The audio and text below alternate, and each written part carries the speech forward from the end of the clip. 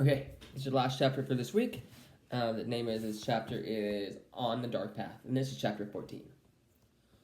Only now, entering the woods on the footpath, did Anne-Marie realize how cold the dawn was. She had watched and helped earlier as the others donned sweaters, jackets, and coats.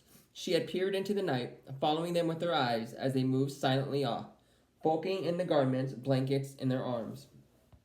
But she wore only a light sweater over the cotton dress. Though the October day later would be warmed by the sunlight, now it was gray, chilly, and damp. She shivered. The path curved, and she could no longer look behind her to see the clearing with the farmhouse outlined against the pale sky and the lightning meadow beyond. Now there were only the dark woods ahead. Underfoot, the path lattice was thick, roots hidden under the fallen leaves was invisible. She felt the way with her feet, trying not to stumble. The handle of the straw basket scratched her arm through the sweater. She shifted it and tried to run. She thought of a story she had often told Kirsty as they cuddled in bed at night. Once upon a time, there was a little girl, she told herself silently, who had a beautiful red cloak. Her mother had made it for her. She wore it so often that everyone called her Little Red Riding Hood.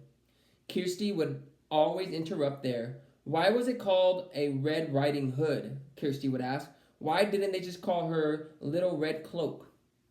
Well, it had a hood that covered her head. She had beautiful curls like you, Kirsty.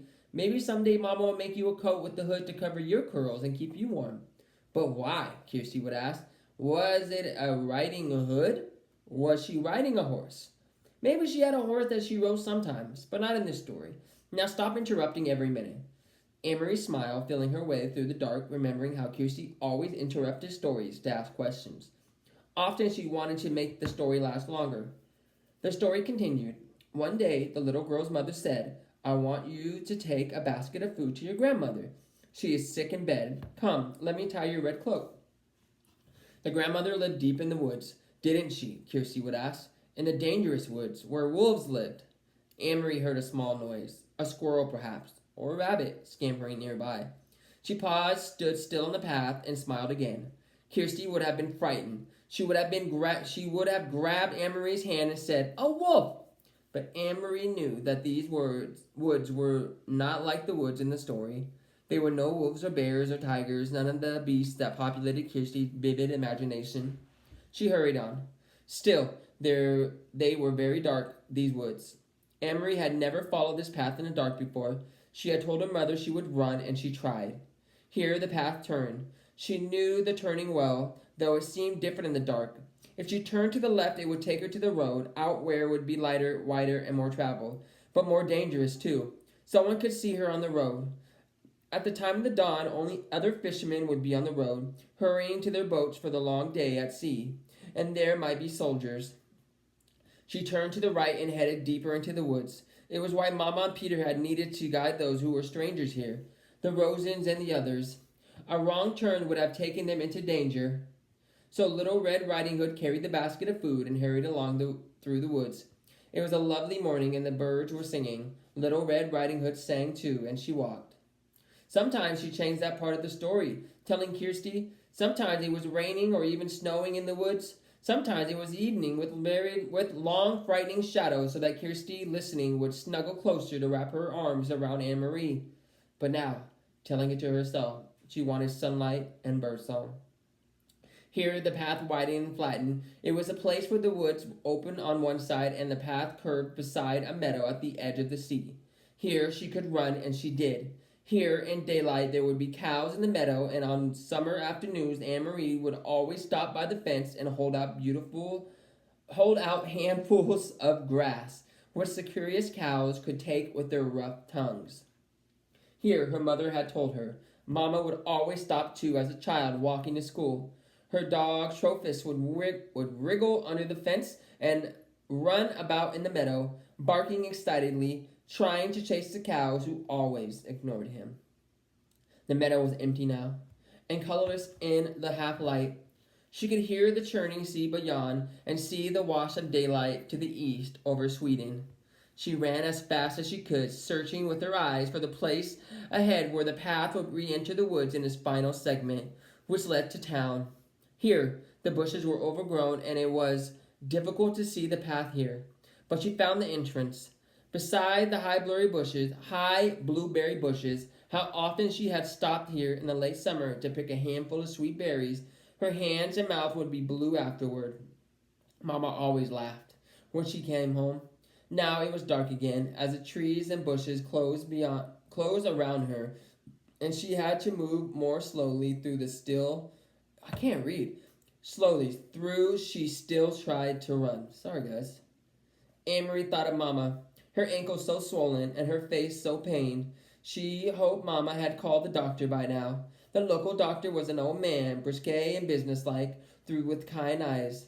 He had come to the farmhouse several times during the summers of the past, his battered car noisy on the dirt. He had come once when Kirsty, a tiny baby though, had been sick and wailing with an earache, and he had come with Louise had spilled hot grease, cooking breakfast, and burned her hand.